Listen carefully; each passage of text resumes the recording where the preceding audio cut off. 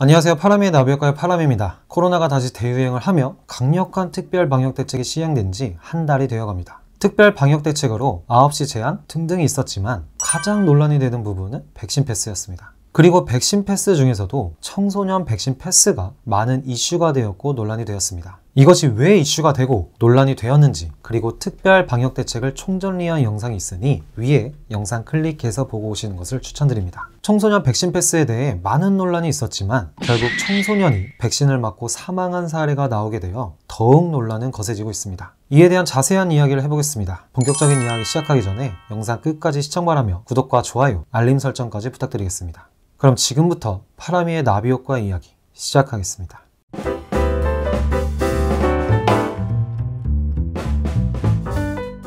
코로나 확진자가 다시 한번 폭발하며 정부는 특별 방역 대책을 시행하였습니다. 그리고 이 특별 방역 대책에는 청소년 방역 패스도 포함되었습니다. 청소년 방역 패스란 2022년 2월부터는 학원, 독서실을 포함해 방역 패스 적용을 만 18세 이하로 확대한다는 것입니다. 하지만 코로나 백신 접종의 안전성, 미접종자에 대한 차별 우려 등으로 강한 반발이 있습니다. 그럼에도 정부는 강행하겠다는 입장을 취했습니다. 그러나 우려했던 일이 안타깝게도 벌어졌습니다. 16세 청소년이 코로나 백신을 2차까지 접종한 뒤 사망했다는 방역당국에 신고한 사례가 처음으로 확인된 것입니다. 이는 국내에서 사망 의심 신고가 접수된 접종자 가운데 가장 어린 연령입니다. 현재까지 18세 이하 청소년 중 사망 의심 신고는 총 3명입니다. 나머지 2명은 18세였고 이번에 16세 청소년이 사망한 것입니다. 그리고 10대로 보면 19세 청소년이 사망한 사례까지 있어 10대 사망자는 총 4명으로 볼 수 있습니다. 이에 대해 정부는 사망과 백신 접종 간에 인과성이 있는지 검토하고 있다고 합니다. 현재 우리나라는 12세에서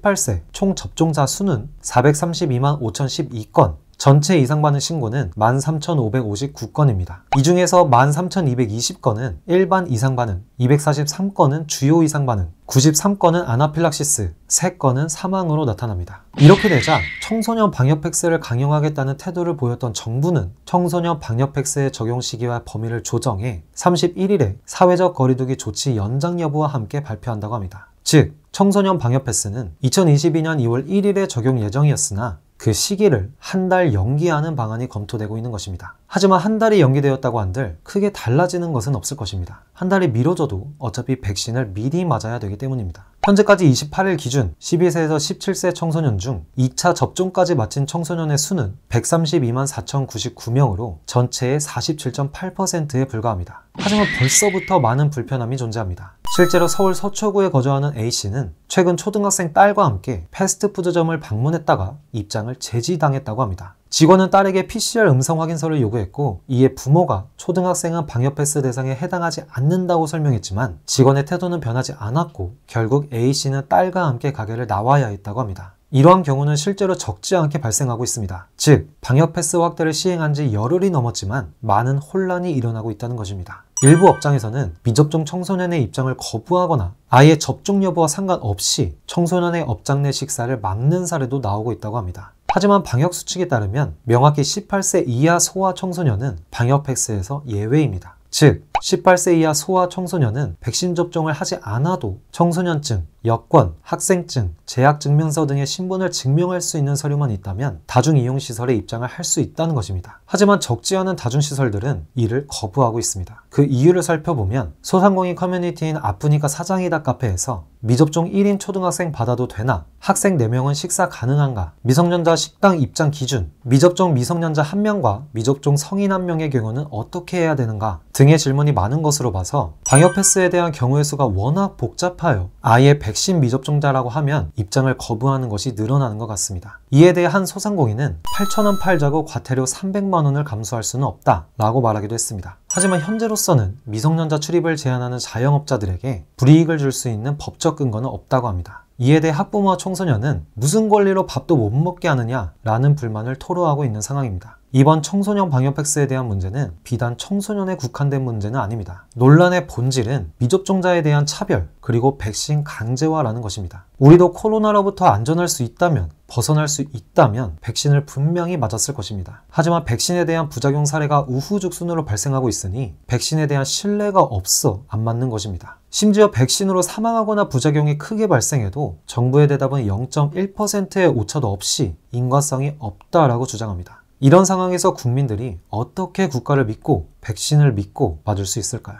개인의 행동과 선택에 대한 책임은 자신이 지는 것입니다. 그러니 백신을 강제하는 듯한 법적 조치와 국가적 움직임은 오히려 국민들로 하여금 반발을 살 뿐입니다. 정부가 부디 현명한 판단을 하길 바라며 하루빨리 코로나에서 벗어나는 날을 기대해 봅니다. 오늘도 영상 시청해 주셔서 진심으로 감사드립니다. 구독과 좋아요, 알림 설정까지 부탁드리며 파라미가 운영하는 네이버 카페와 블로그 그리고 다른 채널들도 많이 사랑해 주시면 감사드리겠습니다. 그럼 오늘 영상은 여기까지 하고 다음 영상에서 뵙겠습니다. 감사합니다.